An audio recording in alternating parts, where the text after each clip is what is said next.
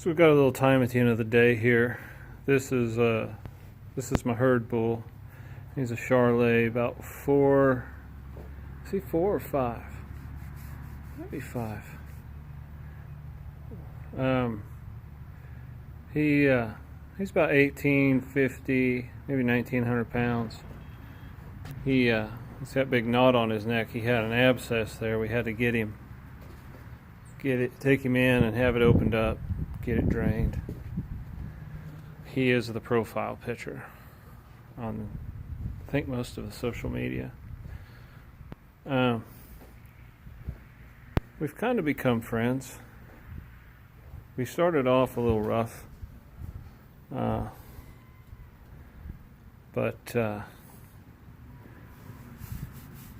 we've gotten where we get along pretty good now. It took us a while. A big old bull like him's pretty intimidating. Now, if he wanted to, he could just pick me up and pretty much throw me over the building. So I'm very cautious of that, very aware when I'm around him. Definitely respect his power. I don't let him put me in a compromised position. You see this? He's spoiled. He likes to have his. If you pet him up on his neck, he'll walk forward until you rub him on his hips and on his back. He's got a lot of spare hair up here from the winter that we're trying to get off of him. And this is where he likes to be scratched. It's kind of. When I first got him, he was kind of bowed up, and we had to have a talk about who was in charge more than once. And whenever I'd step out to him, he'd always bow his neck at me, and it wasn't a lot of fun dealing with him.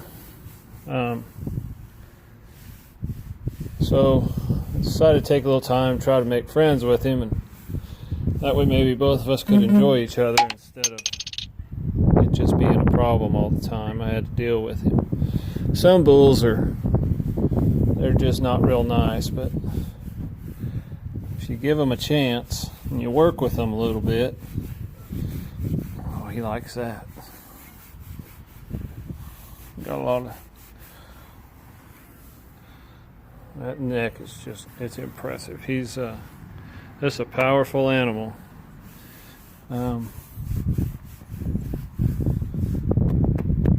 He helps out a lot around here. He's the way I have my place set up, he's able to work about 50 cows because I have him in a 7-acre trap, and he does a good job guarding them. Always looking out. Anyway, I know most people don't have a lot of experience with cows, and they have impressions, and they see bucking bulls on TV or whatever. But a little bit of patience and just a little bit of handling, you can get these big dudes where they really help you, and their lives can be pretty good. And,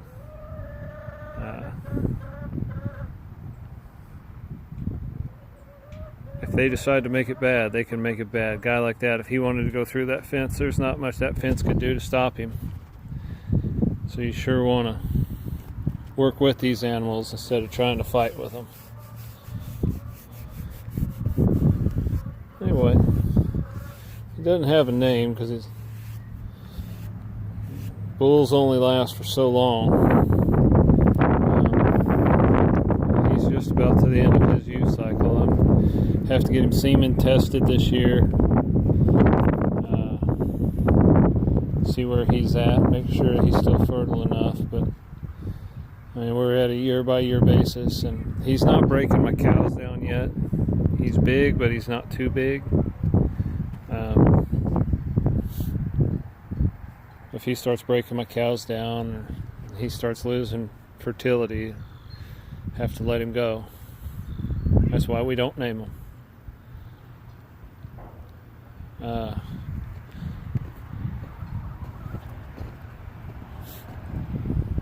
Show you one other thing while I'm doing it. Whoa, bub. Damn chickens. So this cow out here, she had twins. I had to pull that cow's calf. It's up in the lot over there. You can see it just over by the legs there. It's laying down. I had to tube that calf for about 3 days. And I saw it sucking that cow today, so I might just be out of the woods with it. Anyway, I'm just going to show you, this cow had twins yesterday, and here's one of them. She had them yesterday morning,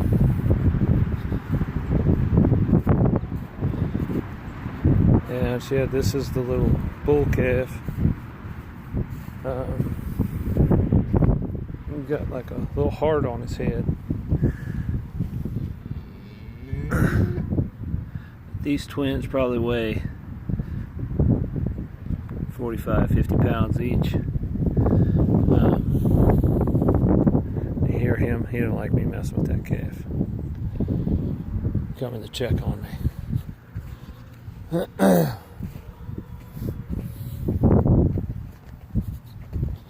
Just stay right there.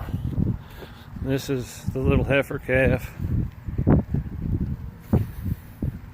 So when we got him up yesterday, a cow like that, you see that big old tit on her? She's got mastitis in that front right quadrant on that bag, and so that means she's only got 3 working nipples, and there is no way in this world that she's going to be able to handle both these calves. And this little heifer has been the more aggressive, more assertive one. And I think I'll probably end up leaving that heifer on that cow, and I'm going to have to pull that bull calf off. Because every time he's tried to get up to suck her, she's been out of milk, because the heifer calf has got all of it out before he can get there. I'll try to zoom in on that. You see how big that is? That's mastitis in that nipple. I mean, she'd have a hard time, and she really can't raise twins, but with 3 quadrants working, it is an absolute impossibility. So what I'm going to end up doing is I'll just have to keep tubing, and basically that little calf right there is going to be an orphan calf. I'll just end up having to pull it and leave it up in the lot. I had hoped that some way or another I'd be able to work them, but it's just not going to happen. Also thought about grafting them onto the milk cows, but they're way out there enjoying the grass. But I'm just getting enough milk right now to keep up with my customers, so I don't think I'm going to be able to do that. So I'll just end up, I think this is going to be a little project calf for us. And that's my daughter's cow. She's lucky enough to have twins, and I'm lucky enough to get to do all the work. So, hooray for us. Anyway, yeah, I think this is the last of the calves this year. And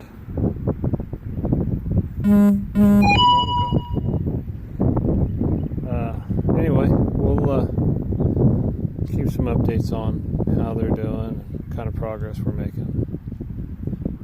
But I think I'll probably End up just letting that cow and that other heifer calf out, back out there with the herd.